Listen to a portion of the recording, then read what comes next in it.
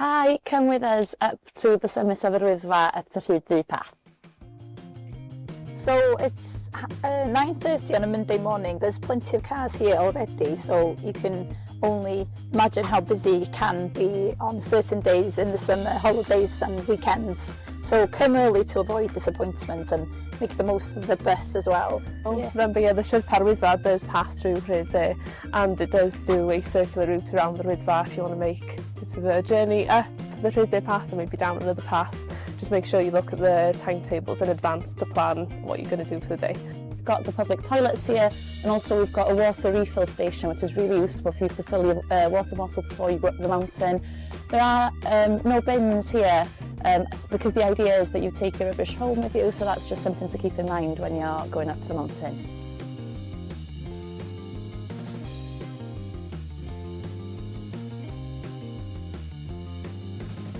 So you can see this gate has been left open. This has probably been done on purpose by the landowners here, possibly using to transport livestock through. So following the countryside code that we leave gates as we find them, we're going to leave this gate open today.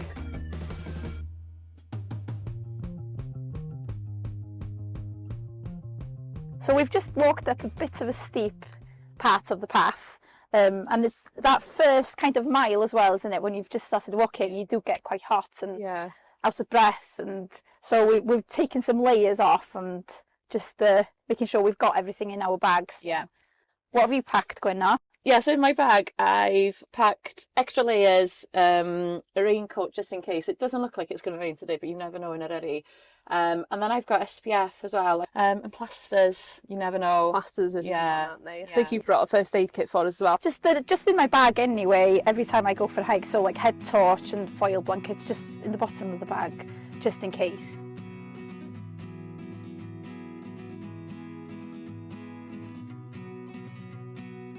We have to talk about T.H. Parry Williams on this path because he was born and raised in Rhyd Ddu in Tir and well, I did GCSEs Welsh like you obviously, and we studied his poems, and I did A-levels as well, so we studied Moel and Hon, and Wyddfa features really heavily at important parts of his poems really as well. He's one of the best poets in Wales really. He's won the Bardic Chair and the Crown in two Eisteddfods, the two top prizes at the Eisteddfod really. So he's done that in the same year twice.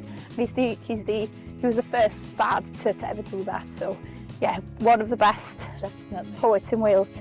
And linking to that as well, Eryri Communities Fund this year funded solar panels to put on the roof of Tir where T.H. Parry Williams was born and raised, because the panel felt like it was really important that we supported the centre because it's an outdoor activity centre.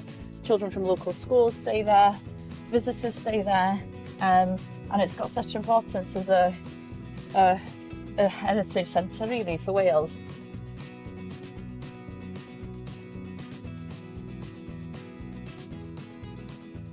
Just got to a slightly wetter part of the path here. It's been really dry up to this point, and we've had a long spell of dry weather now, so it's just to show really that even if you think it's going to be okay, you may come across patches like this.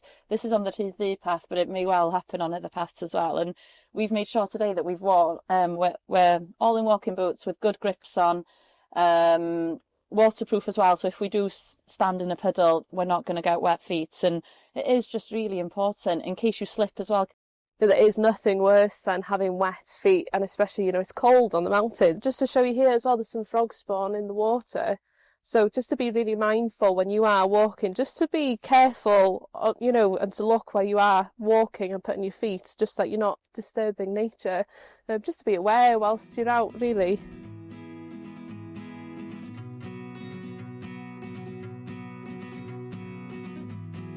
So we've all sat down just for a little snack here now and a rest, taking in the views, and we've had some fruit, so we've got our organic peels here, but just a reminder, this is still litter if you were to leave it behind on the mountain, and of course organic litter It will take a long time to decompose on the mountain because the temperatures here are so low compared to lower down in the valleys, etc., and in the towns. So make sure you do take all of your litter home, and that includes organic litters.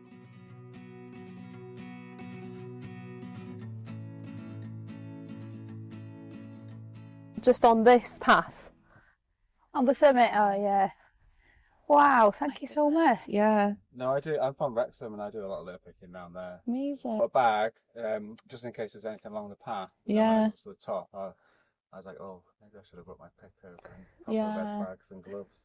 So that's probably just from yesterday and Sunday, because we've got a team that go up Eryri, haven't we, quite often? Yeah, and they go up mainly Llanberis, isn't it? And sometimes they do some other ones. They don't do this one that often, I don't think, but they've picked so much litter.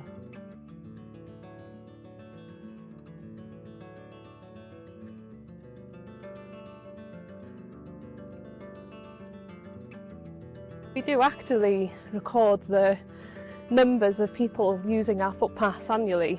So we have around 550,000 in total on Yr Wyddfa every year. So if we break that down, the busiest path would be Llanberis. So just under 250,000 a year use that footpath. And then the second busiest would be the Miners' Path, so around 110,000. And then Pig closely behind, just under 100,000. Yeah. And then the walking would be after that one. So we've seen quite an increase in the popularity on the walking path in the last few years.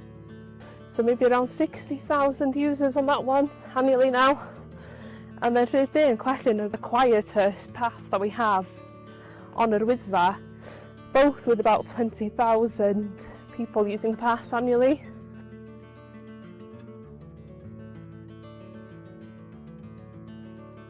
So Partnereth Yr Wyddfa is a partnership of organisations who are responsible in some way or another for managing Yr Wyddfa. We wrote a management plan or a place plan together back in 2018, and the plan was launched, and many projects have come out of that plan, such as the improvements to parking and transport, and to the Sherpa in particularly, and the improvements and the pre-booking system at Pen y Pass.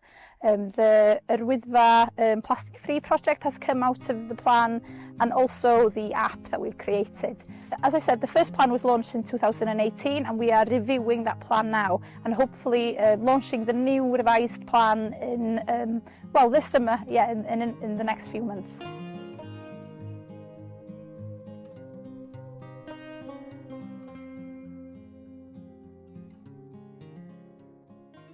We just stop here because it's a really good opportunity to look at the views.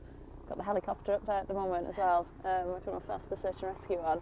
But this is called Bwlch Clogwyn here, and then we've got the two lakes down there. One is called Llyn Glas. Glas is the Welsh for blue, and then we've got Llyn Coch, and Coch is the Welsh for red. And then the one further that way then is Llyn y Nadroedd, and Nadroedd actually translates to snakes.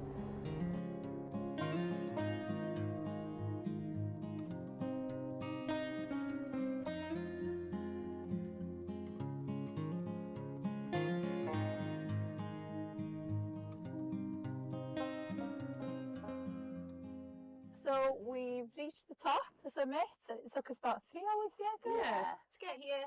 The weather's been absolutely perfect, hasn't it, for the hike up? It was a lot quieter on the path than it is here. It's obviously busier, there's a lot more people. Now, Bethan's joined us. Hello. Bethan's a warden on Yr Wyddfa. Hi. Did you have a nice walk up? It was really nice today, Yeah. actually, yeah. We were saying the path was quite quiet, we didn't see a lot of litter, but it feels like there's quite a few seagulls up here today, isn't there? Yeah.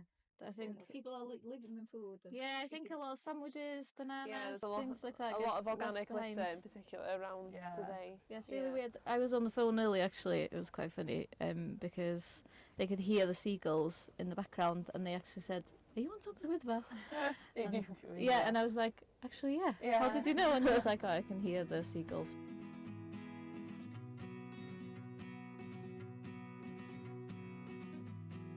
it's equally as important to think about the way that you're going to get down the mountain than it is the way that you came up.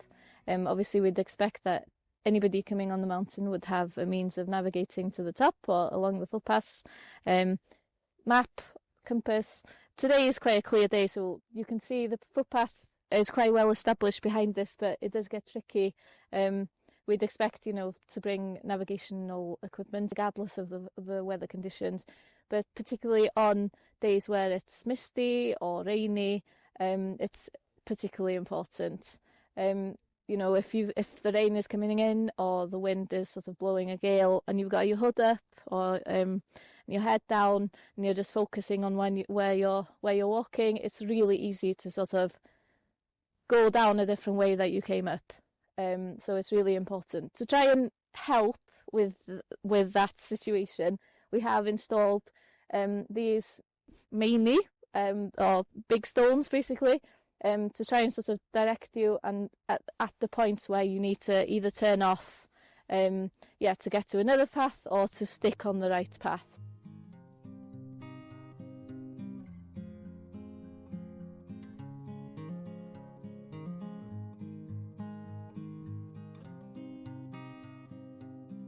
So we've just got a bulk mine on Rhyd Ddu, and if you just look in front of us here, there's a fork in the path, and I just thought we'd stop just to highlight really that it is equally as important to make sure that you know where you're heading down the mountain as it is on the way up. Like I said, you're halfway at the top and you still need to get back down safely to your car or the bus or whatever. So here we've got 3 forks. One of them takes you completely the opposite side of the mountain to the Watkin. The other one that sort of heads the same way but is higher on the ridge. And the third is the one that we want to take, which takes us safely back down to Rhyd Ddu.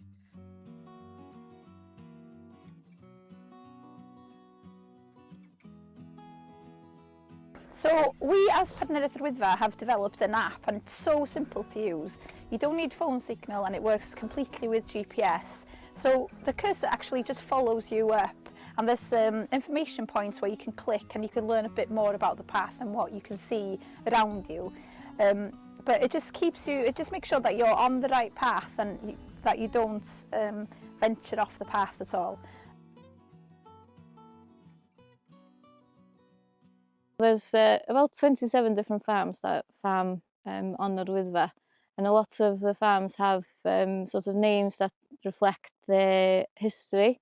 For example, a lot of the ones that you'll see is Hafod or Hendre, Hafoti, and these words sort of, they provide a reflection of a sort of a traditional Welsh way of farming, which is the Hafod and the Hendre.